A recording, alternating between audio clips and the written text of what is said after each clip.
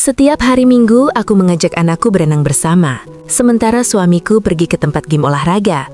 Tapi suatu hari putriku berbisik padaku, "Ibu, sebenarnya ayah tidak pernah olahraga." Aku kaget. Lalu di hari Minggu berikutnya, aku memutuskan diam-diam mengikuti suamiku. Dan apa yang kutemukan membuatku syok tak menyangka. Ternyata dia... Sebelum ceritanya dimulai, silahkan tulis di kolom komentar dari daerah mana saja teman-teman yang menonton cerita ini. Jangan lupa like dan subscribe agar channel ini bisa semakin berkembang dan bisa mempersembahkan cerita yang lebih menarik lagi. Pagi itu, mentari hari Minggu menyelinap malu-malu di balik gorden abu-abu kamar utama. Di rumah bergaya minimalis itu, segalanya tampak seperti pajangan toko furniture. Rapi, estetik, dan tanpa celah. Arum baru saja menyelesaikan ritual paginya, menyiapkan jus hijau untuk suaminya dan sarapan oatmeal untuk Tisha. Baginya keteraturan adalah bahasa cinta. Ia merasa bangga memiliki Adrian, seorang konsultan manajemen yang tidak hanya sukses secara karir, tapi juga sangat disiplin menjaga kebugaran tubuhnya. "Mas, ini jusnya. Jangan lupa tas gym kamu sudah aku siapkan di dekat pintu," ucap Arum lembut sambil mencium tangan suaminya yang sudah rapi dengan setelan jersey bermerek. Adrian tersenyum, tipe senyum yang selalu berhasil menenangkan kegelisahan Arum selama 7 tahun pernikahan mereka. "Terima kasih sayang, hari ini aku mungkin agak lama. Jadwal personal trainerku bilang hari ini fokus ke heavy lifting, mungkin jam 3 sore baru sampai rumah." Rutinitas itu sudah berjalan selama 3 tahun terakhir. Setiap minggu, Arum membawa Tisha ke klub renang, sementara Adrian membenamkan diri dalam keringat di pusat kebugaran elit di pusat kota. Sebuah pembagian waktu yang adil, pikir Arum. Ia selalu memuji disiplin suaminya di depan teman-temannya. Adrian itu tipe yang menghargai kesehatan sebagai investasi, katanya bangga. Namun kejutan besar seringkali datang dari bibir yang paling kecil. Saat itu, di ruang ganti kolam renang setelah sesi latihan selesai, Tisha sedang duduk diam sambil menunggu Arum mengeringkan rambutnya. Suasana cukup bising dengan suara tawa anak-anak lain, namun Tisha justru tampak melamun. "Sayang, kenapa? Kamu capek?" tanya Arum heran melihat putrinya yang biasanya cerewet, kini mendadak pendiam. Tisha menatap pantulan wajah Arum di cermin besar yang beruap. "Ibu, Tisha mau tanya sesuatu, tapi ibu jangan marah ya." "Tanya apa nak? Ibu nggak akan marah." Tisha memainkan ujung handuknya, lalu berbisik dengan nada yang sangat serius untuk anak seusianya. "Sebenarnya ayah itu beneran olahraga ya bu? Kok ayah nggak pernah bau seperti ibu kalau habis zumba?" Arum tertawa kecil, menganggap itu hanya kepolosan anak kecil. "Ya beda dong sayang, ayah olahraganya di tempat ber-AC, terus ayah kan langsung mandi di sana sebelum pulang." Tisha menggeleng tegas, matanya yang bulat menatap Arum lurus. "Bukan itu bu, waktu minggu lalu ibu belanja ke pasar dan ayah bilang mau ajak Tisha beli mainan, kita nggak ke toko mainan, kita ke rumah besar yang banyak pohonnya. Ayah minta Tisha tunggu di mobil sambil main tab, tapi Tisha kebelet pipi, jadi Tisha masuk ke dalam." Jantung Arum seolah melewatkan 1 detak. Lalu, di dalam sana ada tante cantik, wanginya enak sekali, wangi roti manis, wangi vanila. Tante itu baik, dia kasih Tisha kue. Tapi yang aneh, ayah nggak pakai baju olahraga di dalam rumah itu. Ayah pakai kemeja biru yang ibu belikan waktu ulang tahun ayah. Ayah juga ketawa-ketawa terus sama tante itu. Beda sama ayah kalau di rumah yang sering baca koran saja. Dunia Arum mendadak senyap. Suara tawa anak-anak di luar ruang ganti seolah menjauh digantikan dengan denging tajam di telinganya. Ia memegang bahu Tisha, berusaha menstabilkan nafasnya yang mulai memburu. "Tisha sayang, kamu ingat di mana rumah itu?" Tisha mengangguk pelan. "Dekat taman yang ada patung kuda besar bu. Ayah bilang jangan kasih tahu ibu karena itu kejutan. Tapi Tisha bingung, kok kejutannya lama sekali nggak dikasih-kasih?" Arum memeluk Tisha erat. Ia tidak ingin putrinya melihat kilatan petir yang mendadak muncul di matanya. Di dalam pelukan itu, Arum menyadari bahwa selama ini ia telah menari di atas panggung sandiwara yang disutradarai dengan sangat rapi oleh suaminya. Kebanggaan yang selama ini ia agungkan tentang suami sehat dan disiplin, hancur seketika, menyisakan reruntuhan harga diri yang perih. Sepanjang perjalanan pulang, Arum hanya terdiam. Ia menyetir dengan tangan yang bergetar hebat di atas kemudi. Di sampingnya, Tisha sudah tertidur lelap, tidak menyadari bahwa kata-katanya baru saja meruntuhkan fondasi rumah tangga mereka. Sesampainya di rumah, Adrian belum pulang. Arum langsung menuju ruang cuci. Ia mencari tas olahraga Adrian yang dibawa minggu lalu. Untungnya ia belum sempat mencucinya karena asisten rumah tangga mereka sedang pulang kampung. Ia membuka tas itu dengan tangan yang dingin. Benar saja, kaos lari, celana pendek dan handuk di dalamnya kering kerontang. Tidak ada aroma keringat yang khas, tidak ada kelembapan. Saat ia mendekatkan kaos itu ke hidungnya, ia mencium sesuatu yang asing. Bukan bau deterjen yang ia pakai, melainkan aroma manis yang samar, wangi vanila yang persis seperti diceritakan Tisha. Arum terduduk di lantai ruang cuci yang dingin. Ia merasa sangat bodoh. Selama 3 tahun, ia menyiapkan pakaian olahraga, membelikan suplemen protein, dan menyemangati suaminya setiap minggu pagi. Ternyata semua itu hanya perlengkapan bagi Adrian untuk pergi ke panggung sandiwara lainnya. "Tega kamu, Mas," bisik Arum lirih. Air matanya jatuh satu-satu, namun ia segera menyekanya. Ia tahu menangis tidak akan menyelesaikan masalah. Ia butuh bukti yang lebih konkret. Jika ia melabrak sekarang, Adrian, si pakar komunikasi itu, pasti akan mencari sejuta alasan untuk memutarbalikkan fakta. Arum bangkit. Ia mengambil ponselnya dan menghubungi seorang sahabat lamanya, seorang pengacara handal. Ia tidak ingin bertindak gegabah. Ia butuh strategi. Minggu berikutnya tidak. Arum menjalankan rencananya. Sejak Sabtu malam, ia sudah menyiapkan mentalnya. Pagi itu, ia sengaja tetap berbaring di tempat tidur saat Adrian bersiap-siap. "Sayang, kamu nggak bangun? Ini sudah jam 7, tanya Adrian sambil merapikan tas olahraganya. Arum memijat keningnya, berakting seolah sedang pusing berat. "Mas, kepalaku berputar sekali. Mungkin aku migrain. Sepertinya hari ini aku nggak bisa antar Tisha renang. Boleh minta tolong titip Tisha di rumah mama kamu sebentar?" Adrian tampak terkejut. Ada kilatan kegelisahan di matanya yang tertangkap oleh Arum. Tapi aku ada jadwal latihan kaki hari ini. Mas Jaka, pelatihku, sudah menunggu. Bagaimana kalau Tisha sama Mbak di rumah saja?" "Mbak kan lagi pulang kampung, Mas. Kamu lupa?" jawab Arum dengan suara lemah yang dibuat-buat. Adrian tampak berpikir keras. Oke. Aku antar Tisha ke rumah mama dulu, tapi setelah itu aku langsung ke tempat gym ya. Aku nggak bisa lama-lama di sana." Arum mengangguk lemas. Begitu Adrian menutup pintu kamar dan deru mobilnya menjauh, Arum langsung bangkit.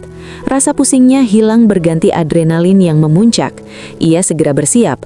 Ia tidak menggunakan mobilnya sendiri, melainkan mobil tua milik adiknya yang ia pinjam diam-diam sejak kemarin sore dan diparkir di ujung jalan. Ia mengenakan jaket hoodie gelap dan kacamata hitam. Ia mengikuti mobil Adrian dari jarak yang sangat aman. Benar saja, setelah menurunkan Tisha di rumah ibunya, Adrian tidak mengarah ke pusat kota. Mobilnya justru berbelok ke arah perumahan elit di pinggiran kota, kawasan yang dikenal dengan harga tanahnya yang selangit. Arum menahan napas saat mobil Adrian berhenti di depan rumah bergaya klasik modern dengan taman yang sangat luas. Di depan rumah itu terdapat patung kuda besar, persis seperti yang dikatakan Tisha. Dari kejauhan, Arum melihat Adrian turun dari mobil, namun ia tidak masuk ke rumah itu dengan pakaian olahraganya. Ia membuka bagasi, dan di sana Arum melihat Adrian mengganti kaosnya dengan kemeja rapi. Ia bahkan menyisir rambutnya dan menyemprotkan parfum berkali-kali. Lalu, pintu rumah itu terbuka. Seorang wanita keluar dengan senyum lebar yang sangat akrab. Arum mengenal wanita itu. Maya. Wanita yang dulu pernah disebut Adrian sebagai hanya teman kuliah yang sudah pindah ke luar negeri. Ternyata Maya tidak pernah benar-benar pergi. Arum mencengkram setir mobil Adrian dengan sangat kuat hingga kuku-kukunya memutih. Rasa sakitnya kali ini berbeda. Ini bukan hanya tentang pengkhianatan fisik, tapi tentang pengkhianatan waktu dan percayaan yang telah dibangun selama bertahun-tahun. Arum masih terpaku di dalam mobil tua milik adiknya. Napasnya memburu, sementara matanya tak lepas dari pemandangan di depan sana. Adrian dan Maya tampak begitu akrab, sebuah keakraban yang hanya bisa terbangun dari hubungan yang sudah terjalin sangat lama. Maya terlihat mengenakan terusan santai namun elegan. Tangannya tanpa ragu menyentuh lengan Adrian saat mereka berjalan masuk ke dalam rumah. Arum mengambil ponselnya, tangannya gemetar hebat. Ia mengambil beberapa foto dan merekam video singkat sebagai bukti. Ia tahu, dalam hukum atau sekadar konfrontasi pribadi, bukti visual adalah segalanya. Namun hatinya terasa seperti diremas setiap kali kamera ponselnya menangkap senyum Adrian yang begitu lepas. Senyum yang jarang ia lihat di rumah dalam beberapa bulan terakhir dengan alasan kelelahan karena pekerjaan. "Jadi ini alasan kamu selalu pulang sore dengan wajah segar dan aroma parfum yang kuat," bisik Arum pada dirinya sendiri. Rasa sesak di dadanya hampir membuatnya sulit bernapas. Arum tidak langsung melabrak. Ia adalah wanita yang terstruktur. Ia menghidupkan mesin mobil dan perlahan meninggalkan area perumahan elit itu sebelum ada satpam yang mencurigainya. Ia tidak pulang ke rumah. Ia mengarahkan mobilnya ke sebuah kafe kecil yang sepi di sudut kota. Tempat ia berjanji akan bertemu dengan sahabatnya, pengacara bernama Rendra. Di kafe itu, Arum menceritakan segalanya. Rendra mendengarkan dengan seksama sambil mencatat poin-poin penting. "Arum, ini bukan sekadar perselingkuhan biasa," ujar Rendra setelah melihat foto-foto di ponsel Arum. Rumah di kawasan itu harganya tidak ada yang di bawah 5 miliar. Dan dari cara mereka berinteraksi, ini tampak seperti rumah tangga kedua. Kita harus melacak aliran dana Adrian. Seorang konsultan manajemen mungkin punya gaji besar, tapi membiayai 2 rumah tangga dengan gaya hidup seperti itu pasti meninggalkan jejak. Arum teringat sesuatu. Selama 2 tahun terakhir, Adrian selalu mengeluh bahwa bonus tahunannya dipotong karena performa perusahaan yang menurun. Adrian juga pernah meminta Arum untuk menggadaikan beberapa sertifikat tanah warisan orang tua Arum dengan alasan untuk modal investasi bisnis properti temannya. "Rendra, tolong periksa rekening bersama kami dan juga rekening pribadi yang pernah dia gunakan untuk investasi itu. Aku punya akses ke beberapa laporan perbankannya yang dikirim ke email rumah," ujar Arum dengan tatapan yang mulai mendingin. Kesedihannya kini mulai dilapisi oleh amarah yang terukur. Malam harinya, Arum pulang ke rumah sebelum Adrian sampai. Ia bersikap seolah-olah migrainnya sudah mendingan. Saat Adrian masuk ke rumah pada pukul 5 sore, ia tampak luar biasa ceria. Ia membawa sekotak martabak manis kesukaan Tisha dan sebuah buket bunga kecil untuk Arum. "Gimana sayang, sudah enakan?" tanya Adrian sambil mengecup kening Arum. Arum merasakan rasa mual yang mendalam saat bibir Adrian menyentuh kulitnya. Ia membayangkan bibir itu baru saja bercanda tawa dengan Maya beberapa jam yang lalu. Namun Arum adalah aktris yang hebat. Ia tersenyum tipis. "Sudah agak mendingan, Mas. Gimana latihannya tadi? Capek?" "Luar biasa capek. Tadi fokus ke latihan kaki dan punggung. Rasanya semua ototku mau copot," jawab Adrian sambil meregangkan tubuhnya, berlagak seolah-olah dia benar-benar baru saja mengangkat beban ratusan kilogram. "Aku mandi dulu ya, keringatnya sudah lengket banget." Arum hanya mengangguk. Ia melihat Adrian masuk ke kamar mandi dengan langkah ringan, bersenandung kecil. Ia segera mendekati tas olahraga yang dilemparkan Adrian di atas kursi. Ia membukanya. Seperti minggu-minggu sebelumnya, handuk di dalamnya masih terlipat rapi dan kering. Namun kali ini, Arum menemukan sesuatu yang lebih menarik. Di saku kecil bagian dalam tas, terselip sebuah struk pembayaran dari sebuah toko perhiasan ternama di mal pusat kota. Arum membacanya dengan cepat. 1 set kalung emas putih dengan liontin berlian. Harganya membuat mata Arum terbelalak. 45 juta rupiah. Tanggal transaksinya adalah kemarin sore, saat Adrian bilang dia sedang ada rapat mendadak dengan klien. Arum segera memotret struk itu dan mengembalikannya ke tempat semula. Ia menarik napas panjang, menenangkan jantungnya yang berdegup kencang. Ia harus tetap tenang. Drama ini baru saja dimulai. Keesokan harinya, Arum mulai melakukan gerilya digital. Saat Adrian sedang bekerja, Arum masuk ke ruang kerja suaminya di rumah. Ia tahu kata sandi laptop Adrian, sesuatu yang selama ini tidak pernah ia otak-atik karena ia sangat menghargai privasi. Namun sekarang, privasi adalah kemewahan yang tidak layak didapatkan oleh seorang pengkhianat. Di dalam laptop itu, Arum menemukan folder yang tersembunyi jauh di dalam subfolder pekerjaan. Folder itu diberi nama Proyek Kuda Putih. Isinya bukan dokumen konsultasi, melainkan kumpulan foto rumah di perumahan elit tersebut, bukti pembayaran pajak bumi dan bangunan atas nama Maya, dan yang paling menyakitkan, foto-foto USG. Arum menutup mulutnya agar tidak berteriak. Maya sedang hamil, dan dari tanggal yang tertera di sana, usia kandungannya sudah memasuki bulan ke-7. "Jadi ini alasan kamu minta aku menggadaikan tanah warisanku," bisik Arum dengan air mata yang mengalir tanpa suara. "Untuk membangun istana bagi anak kamu dengan wanita lain." Rasa sakit itu kini berubah menjadi kebencian yang murni. Arum menyadari bahwa Adrian bukan hanya berselingkuh. Dia merampok masa depan Tisha dan menguras harta yang menjadi hak keluarga mereka. Arum segera menyalin semua data itu ke dalam flash disk. Saat itulah, ia mendengar suara mobil Adrian memasuki garasi. Ia terkejut. Biasanya Adrian tidak pulang secepat ini.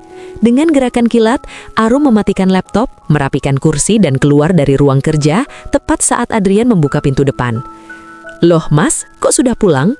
tanya Arum, berusaha menormalkan suaranya. Adrian tampak sedikit gugup, wajahnya terlihat gelisah. "Iya sayang, ada dokumen yang ketinggalan. Aku harus segera kembali ke kantor karena ada rapat penting jam 2. Adrian langsung menuju ruang kerjanya. Arum berdiri di luar, memegang dadanya yang berdegup kencang. Apakah Adrian curiga? Apakah dia tahu Arum baru saja membongkar rahasianya? Beberapa menit kemudian, Adrian keluar dengan terburu-buru sambil memegang sebuah map. Ia tampak tidak menyadari ada yang berbeda. Namun sebelum dia pergi, dia berhenti sejenak dan menatap Arum. "Arum, kamu oke? Wajah kamu pucat sekali," ujar Adrian sambil mengelus pipi Arum. "Hanya sisa migrain kemarin mas," jawab Arum datar. "Istirahat ya, jangan terlalu capek urus rumah," pesan Adrian sebelum kembali masuk ke mobilnya. Begitu mobil itu hilang dari pandangan, Arum langsung menghubungi Rendra. "Rendra, aku punya semua buktinya. Dia memakai uangku untuk membiayai kehamilan selingkuhannya dan membeli rumah mewah. Aku ingin dia hancur sesempurna mungkin. Aku tidak ingin hanya cerai. Aku ingin dia merasakan apa itu kehilangan segalanya." Rendra terdiam di seberang telepon. "Arum, kalau kita mainkan ini dengan benar, kita bisa menjeratnya dengan pasal penggelapan dan pencucian uang, karena dia menggunakan aset kamu tanpa izin untuk kepentingan pribadi yang disembunyikan. Tapi kamu harus bersabar. Kita butuh satu bukti pamungkas lagi, pengakuan dari pihak ketiga, atau momen di mana dia tidak bisa mengelak lagi." Arum menatap Tisha yang sedang asyik bermain boneka di ruang tengah. Ia berjanji dalam hati tidak akan membiarkan air mata putrinya jatuh karena kemiskinan atau rasa malu akibat perbuatan ayahnya. "Minggu depan," ujar Arum tegas. "Minggu depan, saat dia pergi olahraga lagi, aku akan memberinya kejutan yang tidak akan pernah dia lupakan seumur hidupnya." Seminggu menuju hari Minggu yang direncanakan terasa seperti berjalan di atas bara api bagi Arum. Setiap detik yang ia habiskan di bawah atap yang sama dengan Adrian terasa seperti siksaan batin yang luar biasa. Ia harus belajar memakai topeng yang lebih sempurna daripada suaminya. Jika Adrian adalah aktor watak, maka Arum harus menjadi sutradara yang tak terlihat. Pagi itu Arum duduk di meja makan, memperhatikan Adrian yang sedang asyik memoles sepatunya hingga mengkilap. Pria itu tampak sangat bersemangat.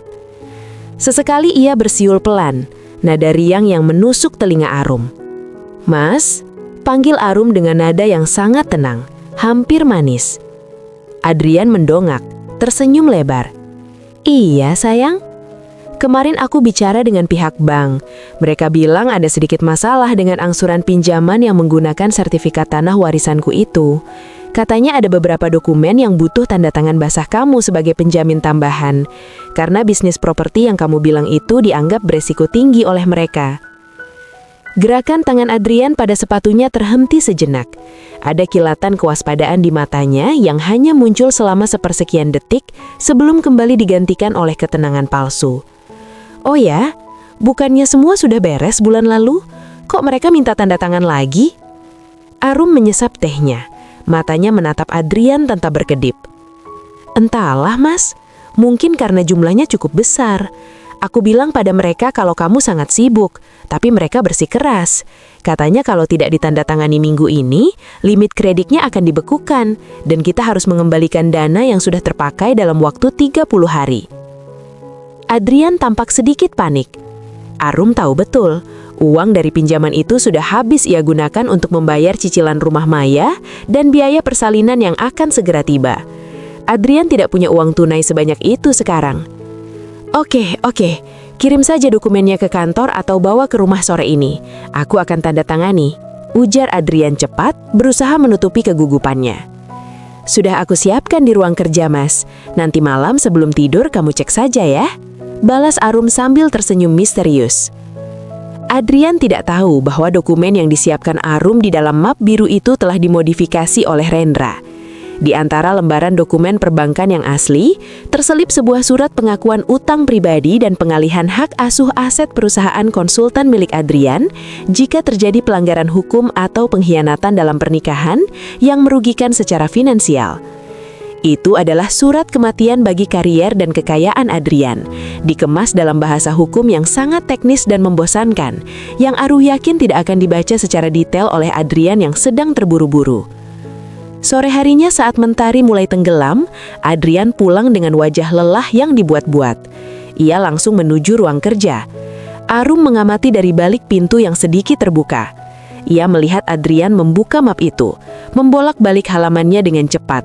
Persis seperti dugaan Arum, Adrian hanya fokus pada angka-angka dan kolom tanda tangan. Dengan coretan pena yang tegas, Adrian menandatangani seluruh dokumen tersebut, termasuk lembaran jebakan yang akan menghancurkannya. "Sudah beres, sayang?" seru Adrian dari ruang kerja. "Semoga investasi properti kita segera membuahkan hasil ya." Arum mengekalkan tangannya di balik daster yang ia kenakan. "Bukan investasi kita, Adrian, tapi investasi kamu untuk Maya yang akan menjadi milikku sepenuhnya," batinnya perih. Malam itu Arum menyiapkan makan malam yang sangat istimewa. Ia memasak masakan favorit Adrian, daging bumbu rendang dan sayur lodeh yang gurih. Suasana meja makan malam itu terasa sangat paradoks. Di satu sisi, ada kehangatan palsu dari percakapan Adrian tentang rencananya minggu depan, dan di sisi lain, ada kebencian yang mengkristal di hati Arum. "Tisha, besok mau renang sama ibu?" tanya Adrian sambil mengusap kepala putrinya. Tisha menatap ayahnya dengan pandangan polos yang membuat Adrian sedikit salah tingkah. "Besok ayah olahraga lagi?" "Iya nak, ayah harus sehat supaya bisa cari uang banyak buat Tisha," jawab Adrian tanpa beban dosa. "Tisha suka wangi vanila ya?" celetuk Tisha tiba-tiba. Suasana meja makan mendadak senyap. Adrian tersedak kuah lodehnya. Ia terbatuk-batuk hingga wajahnya memerah. Arum dengan tenang menyodorkan segelas air putih. "Pelan-pelan, Mas. Kenapa kaget begitu? Tisha cuma bilang suka wangi vanila," ujar Arum sambil menepuk-nepuk punggung Adrian. Adrian meneguk airnya sampai habis. Matanya melilik Tisha dengan waspada. Iya, wangi vanila memang enak. Tisha mau beli es krim vanila besok?" "Enggak ya, Tisha cuma ingat wangi tante yang kasih kue tempo hari," jawab Tisha jujur. Arum bisa melihat butiran keringat mulai muncul di dahi Adrian, meskipun AC di ruang makan menyala cukup dingin. Adrian mencoba tertawa, suara tawa yang terdengar sangat hambar dan dipaksakan. "Tante siapa? Mungkin teman ibu di kolam renang ya? Sudah, ayo habiskan makannya Tisha." Setelah makan malam, Adrian langsung masuk ke kamar dengan alasan harus menyelesaikan laporan kantor. Arum tahu itu hanya alibi untuk menghubungi Maya dan memastikan segalanya aman. Arum duduk di ruang tamu, mematikan semua lampu dan membiarkan dirinya tenggelam dalam kegelapan. Ia teringat masa-masa awal pernikahan mereka. Adrian dulu adalah pria yang sangat sederhana, pria yang berjanji akan menjaganya dari air mata. Bagaimana mungkin waktu bisa mengubah seseorang menjadi monster yang begitu licin? Keesokan paginya, Sabtu pagi, Arum mengunjungi Rendra di kantornya. "Semua sudah ditandatangani, Rendra," ujar Arum sambil meletakkan map biru itu di atas meja. Rendra memeriksa setiap lembarannya dengan teliti, lalu tersenyum puas. "Ini sempurna, Arum. Dengan tanda tangan ini, dia sudah mengakui secara tidak langsung bahwa aliran dana yang keluar dari rekening kalian adalah utang pribadi yang harus dikembalikan. Jika dia tidak bisa bayar, dan kita tahu dia tidak punya uang karena semua sudah jadi bangunan di rumah Maya, maka aset perusahaan dan kepemilikan rumah itu bisa kita sita secara sah. Aku ingin konfrontasi dilakukan besok, hari Minggu," kata Arum tegas. "Kamu sudah siap mental? Ini akan sangat berantakan," Rendra memperingatkan. "Aku sudah mati rasa, Rendra. Yang tersisa hanya keinginan untuk memberikan keadilan bagi diriku dan Tisha. Aku ingin dia melihat dunia yang dia bangun dengan kebohongan itu runtuh di depan matanya sendiri, tepat di hari yang dia gunakan untuk menipuku selama 3 tahun ini." Rendra mengangguk. "Baik, aku sudah mengatur dengan tim detektif swasta dan 2 orang petugas dari firma hukumku untuk mendampingi kita. Kita akan bertemu di lokasi yang Tisha ceritakan itu pada pukul 10 pagi. Arum keluar dari kantor Rendra dengan perasaan yang aneh. Ada rasa lega, namun juga ada lubang besar di hatinya. Ia tahu setelah besok, hidupnya tidak akan pernah sama lagi. Ia akan menjadi janda. Tisha akan menjadi anak dari keluarga yang pecah. Tapi ia juga tahu, hidup dalam kebenaran yang pahit jauh lebih baik daripada hidup dalam kebahagiaan yang dibangun di atas tumpukan bangkai kebohongan. Sabtu malam itu, Arum menatap Adrian yang sudah tidur pulas di sampingnya. Pria itu tampak begitu tenang, seolah-olah tidak ada beban dosa sedikit pun yang menggelayuti pundaknya. Arum bertanya-tanya, apakah Adrian pernah sekalipun merasa bersalah saat mencium keningnya sepulang dari rumah Maya? Ataukah hati Adrian sudah benar-benar mati rasa? Ia mengulurkan tangannya, hampir menyentuh pipi Adrian, namun ia menariknya kembali dengan cepat. Rasa jijik itu lebih kuat daripada sisa-sisa cinta yang mungkin masih ada. "Selamat tidur, Mas," bisik Arum dalam kegelapan. "Nikmati tidur terakhir kamu di rumah ini, karena besok kamu akan terbangun dalam mimpi buruk yang paling nyata." Arum memejamkan matanya, namun pikirannya terus berputar menyusun kata-kata yang akan ia ucapkan besok. Ia harus tetap tenang. Ia tidak boleh terlihat lemah. Ia harus menjadi Arum yang baru, wanita yang tidak lagi bisa dihancurkan oleh janji-janji manis seorang Adrian. Minggu pagi itu tiba dengan cuaca yang sangat tenang, tipe cuaca yang menipu. Sinar matahari menerobos masuk melalui ventilasi, memberikan kesan hangat yang kontras dengan dinginnya hati Arum. Arum bangun lebih awal, jauh sebelum alarm berbunyi. Ia menatap cermin di kamar mandi selama beberapa menit, memastikan bahwa tidak ada guratan kesedihan yang tersisa di wajahnya. Hari ini, ia bukan seorang istri yang dikhianati, ia adalah eksekutor kebenaran. Adrian bangun pukul 7, seperti biasa. Ia melakukan peregangan, lalu mencium pipi Arum yang sedang pura-pura asyik memilih baju. "Pagi sayang, hari ini cerah sekali ya. Cocok buat latihan outdoor, atau mungkin aku akan tambah durasi di treadmill," ujar Adrian dengan nada riang yang sudah sangat dihafal Arum. "Iya mas, cerah sekali. Hari yang sangat bagus untuk menyelesaikan semua yang tertunda," jawab Arum dengan makna ganda yang tidak ditangkap oleh suaminya. Arum menyiapkan tas olahraga Adrian dengan sangat teliti. Ia memastikan botol minumnya terisi penuh, handuknya terlipat rapi, dan semua perlengkapannya lengkap. Saat ia menyerahkan tas itu di depan pintu, Adrian merangkulnya sebentar. "Jangan terlalu capek ya. Kalau migrain kamu kambuh lagi, langsung istirahat. Tisha buat aku jemput sore nanti setelah dari game," kata Adrian. "Tidak perlu mas, Tisha sudah aku titipkan di rumah Ibu Rendra sejak tadi subuh karena aku ada urusan mendadak tentang audit kantor. Nanti sore aku yang jemput," bohong Arum dengan lancar. Adrian tampak sedikit terkejut, namun segera mengangguk. "Oh, oke, ya sudah, aku berangkat dulu ya." Arum berdiri di teras menatap mobil Adrian yang perlahan menghilang di tikungan komplek. Begitu mobil itu tak lagi terlihat, Arum segera masuk dan mengambil ponselnya. Ia mengirim satu pesan singkat kepada Rendra. "Dia sudah bergerak, kita bertemu di titik koordinat yang disepakati." Arum tidak ingin terburu-buru. Ia mengenakan kemeja putih yang dipadukan dengan celana kain hitam dan blazer berwarna gelap. Ia ingin terlihat formal, kuat, dan berwibawa. Ia bukan lagi Arum yang mengenakan daster berbau bawang. Ia adalah wanita yang siap mengambil kembali martabatnya. Perjalanan menuju perumahan elit di pinggiran kota itu memakan waktu sekitar 45 menit. Arum menyetir dengan sangat tenang. Ia memutar musik klasik untuk menjaga detak jantungnya agar tidak berdegup terlalu kencang. Ia tahu ketenangan adalah kunci kemenangan hari ini. Sesampainya di dekat gerbang perumahan tersebut, Arum memarkir mobilnya di balik sebuah ruko yang belum beroperasi. Di sana, Rendra sudah menunggu bersama dua pria tegap dari firma hukumnya. "Semua sudah siap, Arum?" tanya Rendra serius. Sertifikat asli rumah itu, bukti transfer aliran dana, surat pengakuan utang yang dia tanda tangani kemarin, dan surat gugatan cerai Gina, semua ada di sini, jawab Arum sambil menunjuk tas jinjingnya. "Detektifku melaporkan bahwa Adrian sudah sampai 10 menit yang lalu. Dia tidak masuk lewat pintu depan, tapi lewat garasi samping. Wanita bernama Maya itu ada di dalam," tambah Rendra. Arum menarik nafas panjang. "Mari kita selesaikan ini." Mereka bergerak menuju rumah mewah itu. Dari luar, rumah itu tampak begitu damai. Ayunan kayu putih yang diceritakan Tisha bergerak perlahan tertiup angin. Arum merasakan perih yang tajam di hatinya saat melihat ayunan itu. Ia membayangkan betapa seringnya Adrian duduk di sana, tertawa bersama Maya, sementara Arum sibuk mengurus rumah dan anak sendirian di hari Minggu yang melelahkan. Rendra mengetuk pintu depan dengan tegas. Tidak ada jawaban untuk beberapa saat. Rendra mengetuk lagi, kali ini lebih keras. Akhirnya pintu terbuka. Maya berdiri di sana, mengenakan daster hamil yang longgar, wajahnya tampak bingung.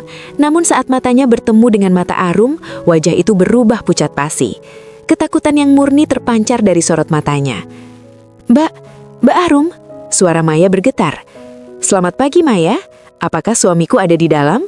Tanya Arum dengan suara yang sangat stabil, bahkan terlalu tenang untuk situasi seperti ini.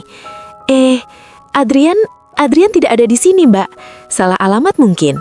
Maya mencoba menutup pintu namun Rendra dengan sigap menahan pintu itu.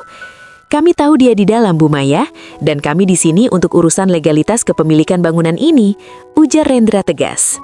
Tiba-tiba, dari arah dalam rumah, terdengar suara langkah kaki yang terburu-buru. Adrian muncul, ia hanya mengenakan celana kain dan kaos dalam, rambutnya acak-acakan. Ia tampak seperti orang yang baru saja melihat hantu. Arum, bagaimana kamu bisa? Kalimat Adrian terputus di tenggorokan. Arum melangkah masuk ke dalam ruang tamu tanpa permisi. Ia menatap sekeliling. Rumah itu sangat indah. Interiornya berkelas, jauh lebih mewah daripada rumah yang mereka tinggali selama ini. Foto-foto kehamilan Maya yang dibingkai indah terpajang di dinding. Arum mendekati salah satu foto di mana Adrian sedang memeluk perut buncit Maya dengan penuh kasih sayang. Bagus sekali fotonya, Mas. Kamu terlihat sangat bahagia di sini. Jauh lebih bahagia daripada saat kamu pulang ke rumah dan mengeluh lelah karena olahraga, ujar Arum sambil menoleh ke arah Adrian. Adrian jatuh terduduk di sofa. Wajahnya yang biasanya penuh wibawa kini tampak hancur lebur. Arum, dengarkan aku dulu. Ini tidak seperti yang kamu lihat. Aku bisa jelaskan. Jelaskan apa, Mas? Jelaskan tentang uang warisan tanah ibuku yang kamu habiskan untuk membeli marmer lantai ini. Atau jelaskan tentang bonus tahunan yang kamu bilang dipotong kantor, tapi ternyata mengalir ke rekening perhiasan Maya. Tanya Arum dengan nada yang tetap rendah, namun tajam seperti silet. Maya mulai menangis sesenggukan di sudut ruangan. Adrian bilang kamu sudah mau cerai dengannya. Dia bilang kalian sudah tidak ada hubungan lagi. Arum tertawa kecil. Tawa yang terdengar sangat getir. Oh, jadi itu naskah yang dia berikan padamu. Adrian memang aktor yang sangat handal, Maya. Sayangnya, dia lupa bahwa setiap pertunjukan pasti akan mencapai adegan terakhir. Rendra melangkah maju dan meletakkan setumpuk dokumen di meja kopi di depan Adrian. Pak Adrian, klien saya, Ibu Arum telah membeli hak atas properti ini dari pengembang melalui perusahaan cangkangnya karena Anda menunggak cicilan selama 3 bulan terakhir menggunakan dana perusahaan yang Anda manipulasi. Secara hukum, mulai jam 10 pagi tadi, rumah ini adalah milik Ibu Arum sepenuhnya. Adrian gemetar hebat saat membaca dokumen-dokumen itu. Ia menatap surat pengakuan utang yang ia tanda tangani kemarin malam. Kamu menjebakku, Arum. Bukan menjebak, Mas. Aku hanya membantumu mewujudkan impianmu. Kamu ingin properti ini, kan? Nah, sekarang aku yang mengelolanya. Dan karena kamu telah menyalahgunakan dana perusahaan dan aset keluarga tanpa izin, aku sudah melaporkan ini sebagai penggelapan dana ke pihak berwajib. Di luar rumah, suara sirine mobil polisi mulai terdengar mendekat. Arum sudah mengatur segalanya dengan rapi. Ia tidak ingin konfrontasi ini berakhir hanya dengan makian. Ia ingin keadilan hukum. Adrian menatap Arum dengan tatapan memohon. Ia mencoba berlutut di kaki Arum. Arum, tolong, jangan lakukan ini. Pikirkan Tisha. Apa kata Tisha kalau ayahnya dipenjara? Arum menarik kakinya menghindari sentuhan Adrian, seolah pria itu adalah wabah penyakit. Tisha adalah orang yang memberitahuku tentang kebohonganmu, Mas. Dia jauh lebih cerdas dan jujur daripada kamu. Dia akan jauh lebih bangga memiliki ibu yang kuat daripada ayah yang hidup dalam kubangan debu kebohongan. Pintu depan terbuka dan 2 orang petugas polisi masuk. Mereka mendekati Adrian. Maya menjerit histeris, memegang perutnya yang besar. Arum berdiri tegak, menatap suaminya yang kini sedang diborgol. Rasa sesak di dadanya perlahan terangkat. digantikan oleh ruang kosong yang luas. Ia merasa bebas. "Selamat hari Minggu, Mas Adrian. Selamat menikmati latihan berat yang sesungguhnya di tempat yang baru," ujar Arum dingin. Adrian dibawa keluar menuju mobil polisi di bawah tatapan penasaran para tetangga elit yang keluar dari rumah mereka. Maya terjatuh di lantai, menangis meraung-raung karena nasibnya yang kini terkantung-kantung. Arum menatap Maya sejenak, lalu mengeluarkan amplop lagi. "Ini kartu namaku. Kosongkan rumah ini dalam 24 jam. Jika kamu butuh bantuan medis untuk bayimu, aku akan bantu lewat yayasan sosialku. Tapi jangan harap kamu bisa tinggal di sini 1 detik pun setelah besok."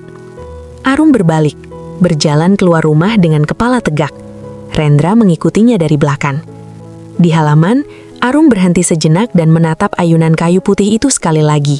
Ia mengambil nafas dalam-dalam, menghirup udara yang kini terasa jauh lebih bersih. Matahari masih bersinar terik, namun bagi Arum, ini adalah awal dari fajar yang baru. Suara pintu mobil polisi yang dibanting keras seolah menjadi bunyi penutup bagi babak kehidupan Arum yang penuh kepalsuan. Ia berdiri di trotoar, menatap aspal yang mengkilap tertimpa panas matahari, sementara mobil patroli yang membawa Adrian perlahan menjauh, meninggalkan kepulan debu tipis di udara. Rendra menghampirinya, wajahnya tampak lega namun tetap waspada. "Arum, kamu oke? Kamu pucat sekali." Arum hanya mengangguk pelan. Ia tidak ingin bicara. Kata-kata seolah tersangkut di tenggorokannya yang kering. Ia melirik ke arah rumah besar di hadapannya. Dari dalam, masih terdengar tangis Maya yang sesenggukan. Suara yang kini tidak lagi memicu rasa iba, melainkan hanya rasa lelah yang luar biasa di hati Arum. "Kita harus segera ke kantor polisi untuk memberikan keterangan awal, lalu ke rumah ibumu untuk menjemput Tisha," ujar Rendra mengingatkan. Arum menarik nafas panjang, berusaha mengumpulkan sisa-sisa kekuatannya. "Berikan aku waktu 5 menit, Rendra. Aku hanya ingin menghirup udara ini sebentar saja." Selama 5 menit itu, Arum berdiri mematung. Ia teringat bagaimana Adrian selalu pulang dengan wajah sumringah setiap minggu sore, menceritakan betapa beratnya latihan bebannya, betapa pegal otot-ototnya. Padahal di sini, di rumah ini, ia baru saja membangun kehidupan paralel yang menjijikkan. Kebohongan yang dilakukan dengan begitu santai, begitu terstruktur, hingga Arum merasa bahwa pria yang ia nikahi selama 7 tahun itu adalah orang asing yang mengenakan topeng suaminya. Perjalanan menuju kantor polisi terasa sangat lambat. Di sana, Arum harus duduk berjam-jam memberikan keterangan. Ia melihat Adrian di ruang interogasi melalui kaca satu arah. Pria itu tampak hancur. Kemeja batiknya kusut, rambutnya berantakan, dan ia terus menangkupkan wajahnya di kedua telapak tangannya. Tidak ada lagi jejak Adrian sang konsultan hebat yang selalu bicara soal integritas dan manajemen resiko di depan klien-kliennya. Dia mencoba mengajukan jaminan, Arum, bisik Rendra saat mereka keluar dari ruang penyidik. Tapi dengan bukti penggelapan dana perusahaan yang sudah kita serahkan, serta fakta bahwa dia mencoba memindah tangankan aset tanpa persetujuan pemegang saham, yaitu kamu, polisi kemungkinan besar akan menahannya untuk penyidikan lebih lanjut. "Biarkan saja," jawab Arum datar. "Aku tidak akan mencabut laporan itu." Tugas terberat Arum hari itu bukanlah menghadapi polisi atau melihat kehancuran suaminya, melainkan menghadapi Tisha. Saat Arum sampai di rumah ibunya, ia melihat Tisha sedang duduk di teras, bermain dengan kucing kesayangannya. Begitu melihat Arum, bocah kecil itu langsung berlari dan memeluk kaki ibunya. "Ibu, kok lama sekali? Ayah mana? Tisha lapar, mau makan es krim vanila," ucap Tisha polos. Arum berlutut, menatap mata putrinya yang bening. Ada rasa sakit yang luar biasa saat menyadari bahwa ia baru saja menghancurkan sosok pahlawan di mata anaknya. Namun Arum teringat kata-kata Rendra. Kebohongan yang dibiarkan akan menjadi racun yang lebih mematikan bagi anak daripada kebenaran yang pahit. "Tisha sayang," ujar Arum sambil mengusap pipi Tisha. "Ingat tidak waktu ayah bilang ada kejutan? Ternyata ayah melakukan kesalahan yang besar sekali. Sekarang ayah harus pergi jauh sebentar untuk belajar bertanggung jawab. Untuk sementara, ayah tidak bisa pulang dulu." Tisha terdiam. Matanya yang bulat menatap Arum dengan cerdas.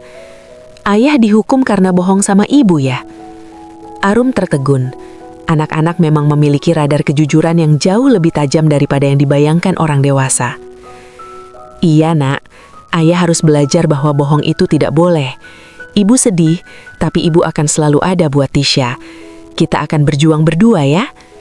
Tisha mengangguk, lalu memeluk leher Arum erat-erat. Nggak apa-apa bu, Tisha punya ibu. Tisha nggak mau punya ayah yang baunya kayak Tante Vanilla itu lagi. Malam itu, di rumah mereka yang kini terasa sangat luas dan sepi, Arum tidak bisa tidur. Ia duduk di ruang kerja Adrian, ruang yang kini menjadi miliknya sepenuhnya.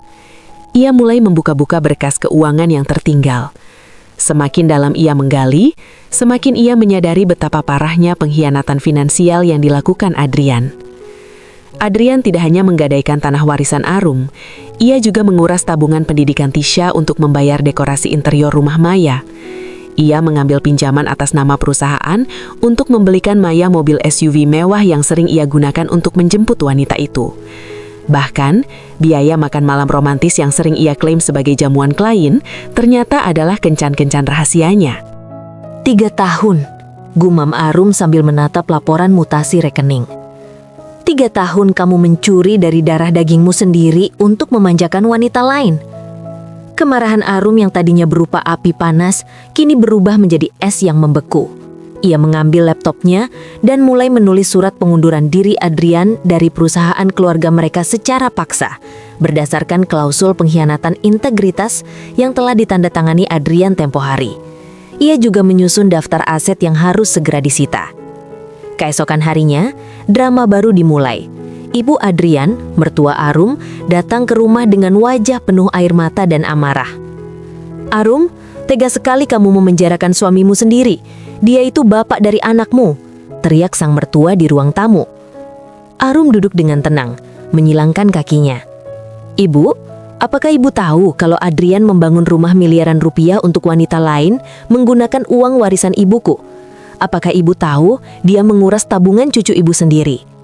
"Ya itu salah dia, tapi bisa dibicarakan baik-baik. Kamu jangan mempermalukan keluarga besar kita di koran dan polisi." Arum tersenyum tipis, senyuman yang tidak mencapai matanya. "Ibu, yang mempermalukan keluarga ini adalah Adrian saat dia memutuskan untuk menjalani hidup ganda selama 3 tahun. Saya hanya menyingkap tabirnya. Jika ibu ingin dia bebas, silakan ibu bayar semua kerugian finansial yang dia timbulkan pada saya dan Tisha. Totalnya 8 miliar rupiah.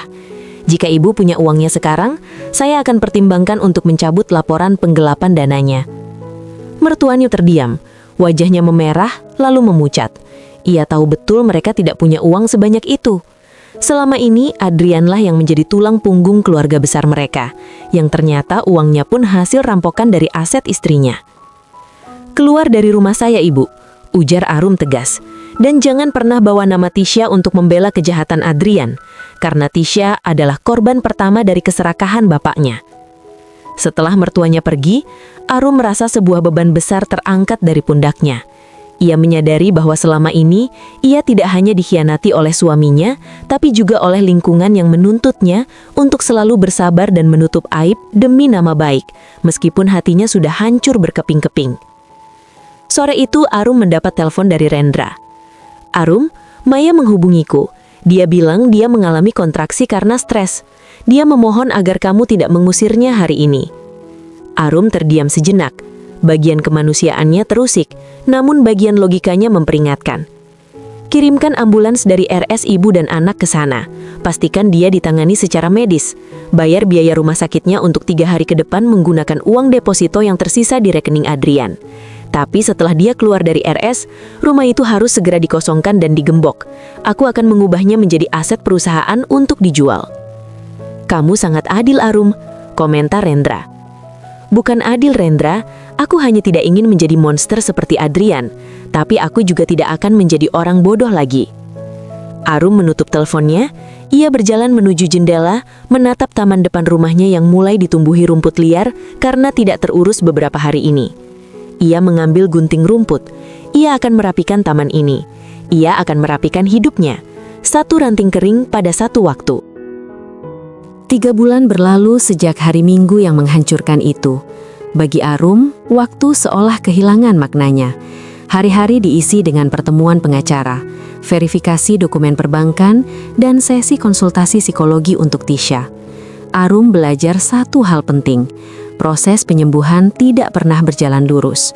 Ada hari di mana ia merasa sangat kuat, dan ada malam di mana ia terbangun dengan rasa sesak yang luar biasa. Teringat bagaimana Adrian dulu begitu meyakinkan saat membohonginya di meja makan. Hari ini adalah sidang pertama kasus penggelapan dana dan pencucian uang dengan terdakwa Adrian. Arum tiba di pengadilan dengan setelan blazer biru dongker yang tajam. Ia tidak lagi menunduk. Ia berjalan dengan punggung tegak, mengabaikan bisik-bisik dari kerabat Adrian yang hadir di lorong pengadilan. Di dalam ruang sidang yang pengap, Adrian duduk di kursi pesakitan. Ia tampak jauh lebih kurus. Rambutnya yang dulu selalu klimis kini tampak kusam, dan setelan batiknya terlihat kebesaran di tubuhnya yang mulai membungkuk. Saat mata mereka bertemu, Adrian melemparkan tatapan memohon, tatapan yang dulu selalu membuat Arum luluh.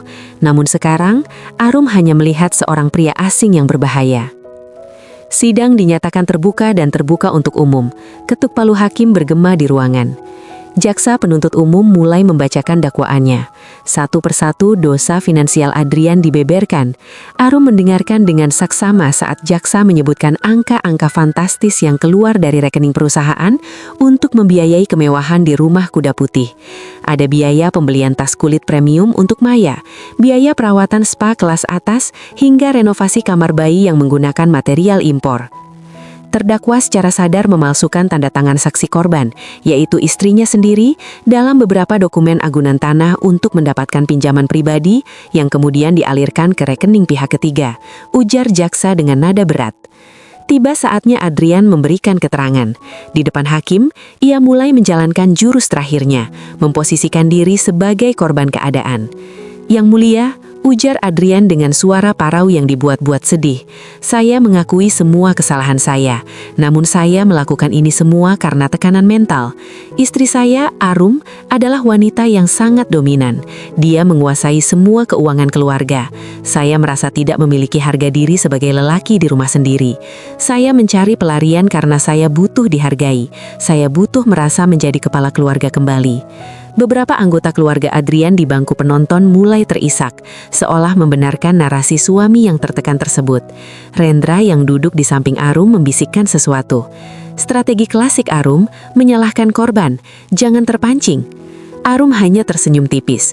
Ia sudah menyiapkan serangan balik yang jauh lebih elegan. Saat tiba gilirannya memberikan kesaksian, Arum berdiri dengan tenang.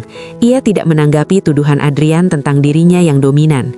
Ia justru mengeluarkan sebuah dokumen kecil yang baru saja ia dapatkan dari jejak digital laptop Adrian sebulan yang lalu. Yang mulia, ujar Arum dengan suara jernih yang memenuhi ruang sidang. Terdakwa mengatakan bahwa ia merasa tidak dihargai dan tertekan secara ekonomi oleh saya. Namun berdasarkan data log komunikasi dan kontrak kerja yang saya temukan, terdakwa ternyata sudah merencanakan pemindahan aset ini sejak setahun sebelum ia bertemu dengan saudari Maya. Ia memiliki rekening rahasia di luar negeri atas nama perusahaan fiktif. Ini bukan tentang pelarian emosional yang mulia, ini adalah pencurian yang terencana secara sistematis. Arum menyerahkan salinan kontrak kerjasama fiktif yang dibuat Adrian. Adrian tampak terkejut. Ia tidak menyangka Arum bisa menemukan data yang sudah ia hapus secara permanen dari hard drive. Ia lupa bahwa Arum juga memiliki latar belakang di bidang manajemen data sebelum memutuskan menjadi ibu rumah tangga penuh waktu. Terdakwa Adrian, tanya hakim ketua dengan nada tajam. Apakah benar Anda sudah menyiapkan perusahaan fiktif ini sejak 4 tahun lalu? Adrian terdiam, lidahnya keluh. Kebohongan yang berlapis-lapis itu akhirnya mencapai jalan buntu. Setelah persidangan yang melelahkan itu berakhir dengan keputusan penahanan lanjutan bagi Adrian, Arum berjalan keluar menuju parkiran. Tiba-tiba, ia melihat sosok wanita yang sangat dikenalnya berdiri di dekat tiang listrik, Maya. Wanita itu tampak sangat rapuh, perutnya sudah tidak ada. Ia menggendong seorang bayi kecil yang terbungkus kain biru. Maya tampak ragu, namun ia akhirnya mendekati Arum. "Mbak Arum, tolong," bisik Maya dengan suara hampir hilang. "Adrian tidak bisa dihubungi. Keluarganya mengusir saya. Mereka bilang semua ini gara-gara saya. Saya tidak punya tempat tinggal, Mbak. Tabungan saya sudah habis untuk membayar tunggakan listrik di rumah itu sebelum Mbak menyitanya. Arum menatap bayi di pelukan Maya, bayi yang tidak berdosa, yang wajahnya sangat mirip dengan Adrian. Rasa perih sempat muncul di hatinya, teringat bahwa bayi ini adalah hasil dari pengkhianatan terhadap pernikahannya. Namun, Arum bukanlah wanita pendendam yang buta. "Maya," ujar Arum penang, "aku sudah bilang, aku tidak akan membiarkanmu tinggal di rumah itu. Tapi aku juga bukan orang yang akan membiarkan bayi kecil kelaparan di jalanan." Arum mengambil secari kertas dan menuliskan sebuah alamat. "Ini alamat panti asuhan dan rumah singgah yang aku kelola sekarang. Kamu bisa tinggal di sana sementara waktu sebagai tenaga pembantu administratif. Kamu akan punya kamar dan makanan untuk bayimu. Tapi ingat, ini bukan bantuan karena aku memaafkanmu. Ini bantuan karena aku menghargai nyawa bayi itu. Dan satu lagi, jangan pernah coba kali menghubungi Adrian lagi jika kamu ingin hidupmu tenang." Maya menangis sesenggukan. Ia mencoba mencium tangan Arum, namun Arum menariknya perlahan. "Jangan lakukan itu. Bangunlah harga dirimu sendiri. Jangan lagi bergantung pada pria yang hidupnya dibangun dari mencuri milik orang lain." Arum masuk ke mobilnya dan melaju pergi.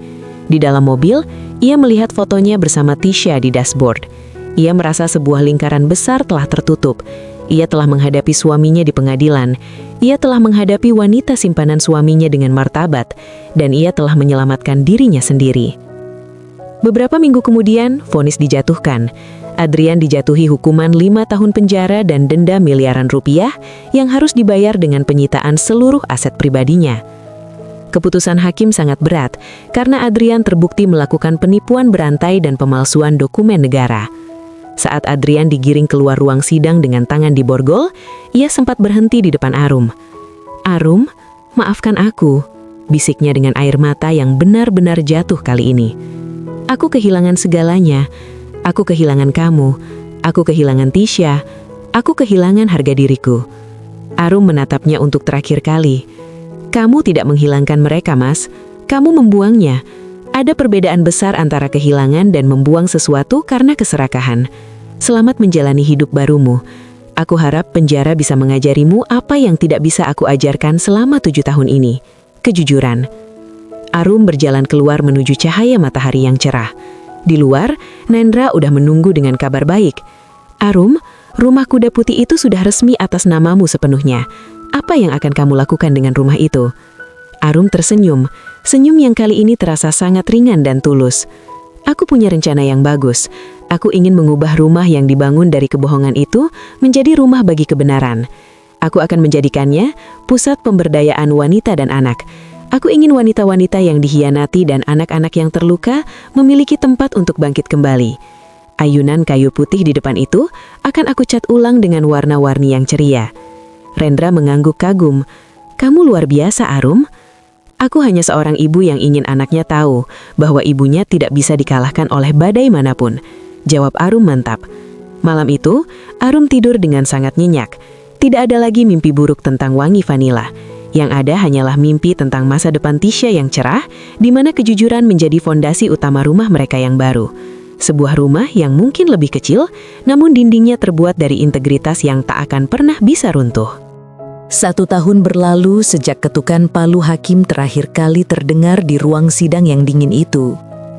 Bagi Arum, waktu bukan lagi sekadar angka di kalender, melainkan prosesi penyembuhan yang dilakukan dengan penuh kesadaran.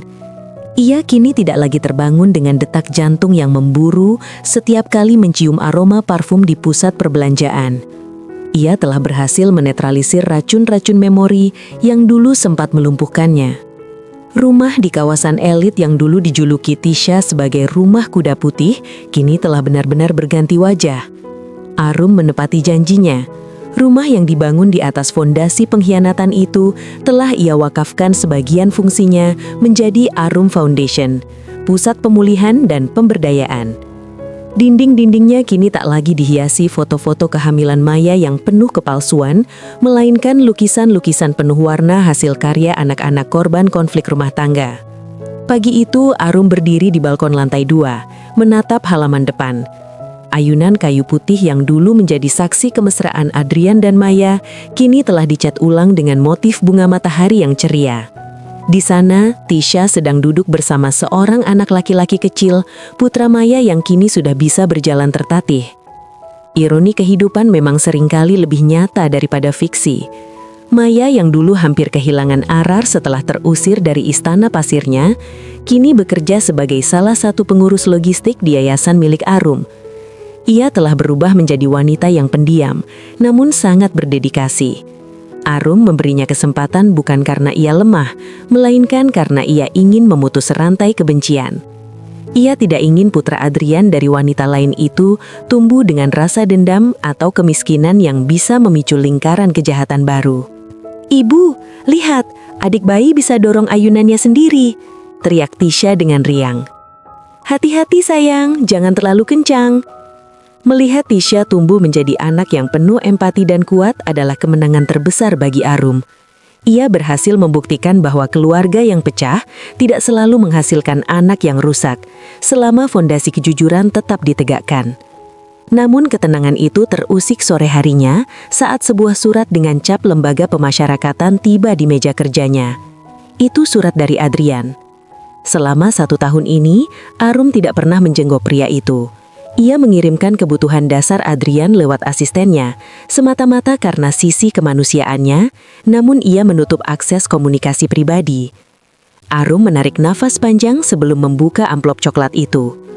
"Arum, istriku yang dulu sangat kucintai dan mungkin masih kucintai di balik jeruji ini." Baru baris pertama saja, Arum sudah merasa ingin tertawa getir. Penggunaan kata cinta oleh seorang penipu terasa seperti penghinaan terhadap bahasa. Ia melanjutkan membaca. "Hidup di sini sangat berat. Setiap hari aku harus membersihkan lantai sel yang lembab, makan dengan jatah yang terbatas, dan menghadapi tatapan rendah dari napi lain. Tapi yang paling berat adalah menyadari bahwa aku sudah kehilangan segalanya. Aku mendengar dari pengacaraku bahwa kamu mengubah rumah di klaster itu menjadi yayasan. Kamu hebat, Arum, kamu selalu lebih pintar dariku. Aku menulis ini untuk meminta bantuanmu 1 kali lagi. Masa hukumanku mungkin bisa dikurangi jika ada surat rekomendasi kelakuan baik atau pernyataan maaf dari pihak korban. Aku memohon kepadamu, Arum, demi Tisha. Aku ingin segera keluar dan memperbaiki semuanya. Aku ingin menjadi ayah yang baik untuk Tisha. Tolong beri aku kesempatan kedua." Arum meletakkan surat itu di meja. Ia menatap keluar jendela, di mana senja mulai menjingga. Permintaan kesempatan kedua adalah lagu lama yang sering didengungkan oleh orang-orang yang hanya menyesali hukuman mereka, bukan perbuatan mereka. Arum mengambil selembar kertas kosong. Ia tahu ia harus membalas ini, bukan untuk Adrian, tapi untuk menutup bab ini selamanya dalam benaknya. "Adrian," tulis Arum dengan tulisan hati yang sangat stabil. Kesempatan kedua adalah sesuatu yang kita berikan pada diri sendiri setiap pagi saat kita terbangun. Kamu sudah mendapatkannya setiap hari selama 3 tahun, saat aku masih percaya padamu. Tapi kamu memilih untuk membuangnya demi kepuasan sesaat. Tentang rekomendasi pengurangan hukuman, aku tidak akan memberikannya. Bukan karena aku benci, tapi karena aku ingin kamu menyelesaikan proses belajarmu. Penjara bukan hanya tentang dinding batu, tapi tentang refleksi. Jika aku mempermudah jalanmu keluar, aku tidak akan pernah mengerti beratnya tanggung jawab atas sebuah kebohongan. Tisha baik-baik saja, dia sudah tahu semuanya. Dia bangga pada ibunya, dan dia mendoakan ayahnya agar menjadi orang jujur suatu hari nanti. Fokuslah pada dirimu sendiri di sana. Jangan lagi menggunakan nama Tisha untuk kepentingan pribadimu. Itu adalah bentuk manipulasi terakhir yang tidak akan mempan lagi padaku." Arum melipat surat itu dan memasukkannya ke dalam amplop. Ia merasa sangat tenang.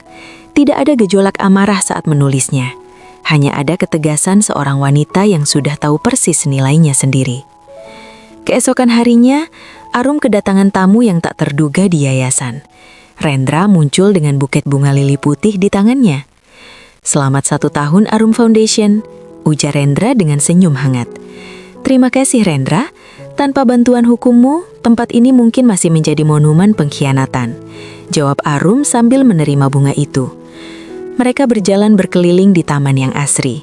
Rendra menatap Arum dengan pandangan yang berbeda dari tahun lalu.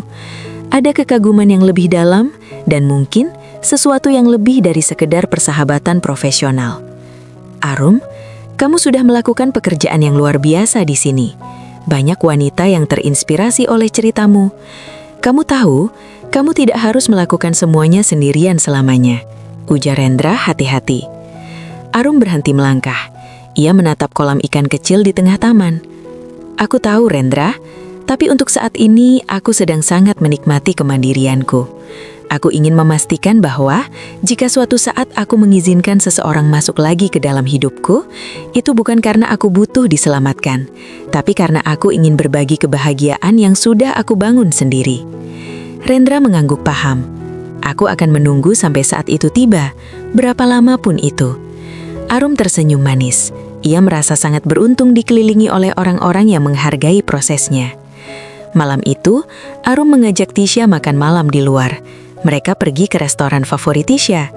Di sela-sela makan, Tisha tiba-tiba bertanya, "Ibu, kalau nanti ayah pulang dari sekolah baik, apakah kita akan tinggal bareng lagi?" Arum meletakkan sendoknya, menatap putrinya dengan penuh kejujuran. "Tidak, sayang. Ayah akan punya rumahnya sendiri, dan kita punya rumah kita sendiri. Tapi Tisha tetap bisa sayang sama ayah, dan ibu akan pastikan Tisha bisa bertemu ayah sesekali. Tapi untuk tinggal bersama, pintu itu sudah tertutup, dan ibu sudah membangun pintu baru yang lebih indah untuk kita." Tisha mengangguk, tampak lega. "Bagus deh. Tisha lebih suka ibu yang sekarang, ibu yang sering tertawa dan gak pernah nangis diam-diam di dapur lagi." Kalimat itu menyentak Arum. Ternyata selama ini, Tisha tahu segalanya. Anak-anak adalah perekam paling ulung dari kesedihan orang tua mereka.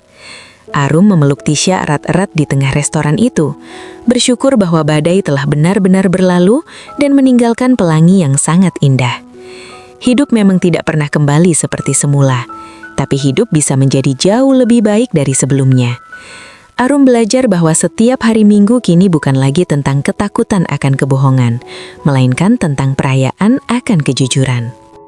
3 tahun setelah peristiwa tersebut, matahari Minggu pagi bersinar dengan keemasan yang sempurna. Di halaman belakang rumah Arum, suasana tampak sangat ramai. Arum Foundation sedang mengadakan acara ulang tahun yayasan yang ketiga. Puluhan wanita dan anak-anak berkumpul, berbagi cerita, tertawa, dan saling menguatkan. Arum berdiri di atas podium kecil. Ia mengenakan terusan sutra berwarna pastel yang elegan. Rambutnya disanggul rapi, memperlihatkan wajahnya yang kini tampak jauh lebih muda daripada saat ia masih terbelenggu dalam pernikahan yang beracun.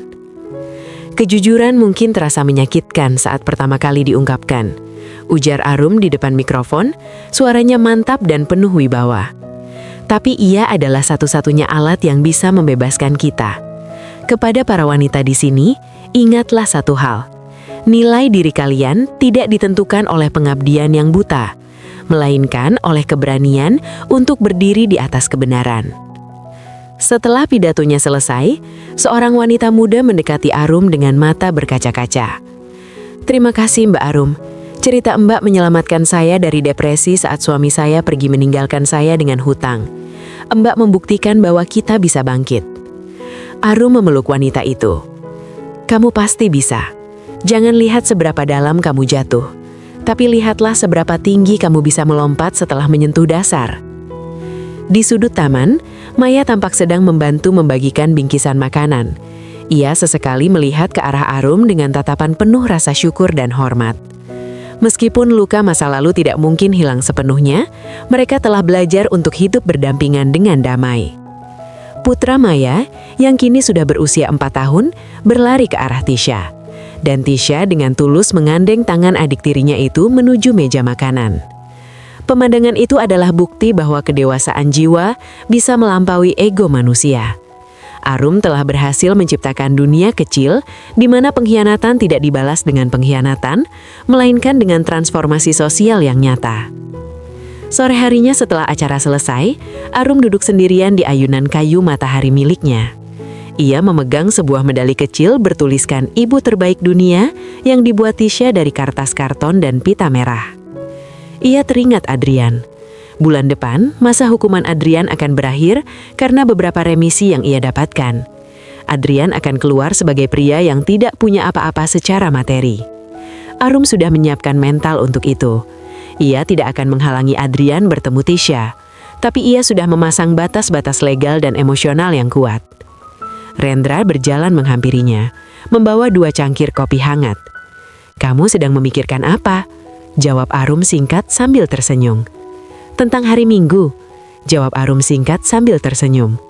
"Dulu hari Minggu adalah hari yang paling aku benci sekaligus aku takuti. Tapi sekarang hari Minggu adalah hari di mana aku merasa paling hidup." Rendra duduk di sampingnya. "Hidup memang lucu ya. Terkadang kita harus dihancurkan dulu sampai ke tulang, hanya untuk dibangun kembali menjadi bangunan yang jauh lebih kokoh dan indah." Arum mengangguk. Ia menyandarkan kepalanya di bahu Rendra sejenak, sebuah gestur kepercayaan yang baru ia bangun kembali. "Ya, dan yang paling penting adalah, kali ini aku tahu persis siapa yang berdiri di sampingku." Matahari mulai terbenam, menyisakan semburat warna ungu dan oranye di cakrawala. Arum menutup matanya sejenak, menikmati hembusan angin sore yang sejuk.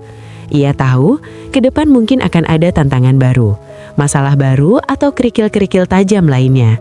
Tapi ia tidak lagi takut.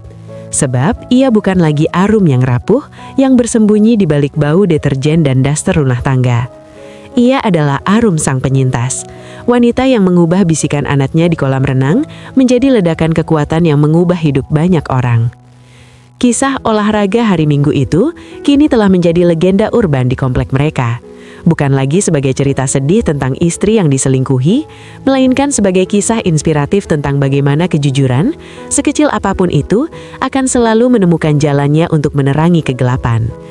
Dan di bawah langit yang mulai bertabur bintang, Arum berbisik dalam hatinya, "Terima kasih Tisha, terima kasih karena sudah berbisik hari itu. Kamu tidak hanya menyelamatkan ibu, tapi kamu menyelamatkan masa depan kita." Arum bangkit dari ayunannya, berjalan menuju rumah yang lampu-lampunya sudah mulai menyala satu persatu. Di dalam sana, tawa Tisha terdengar menyambutnya. Rumah itu kini tidak lagi besar secara fisik seperti rumah kuda putih. Namun ia memiliki ruang yang cukup luas untuk cinta yang tulus dan kejujuran yang abadi.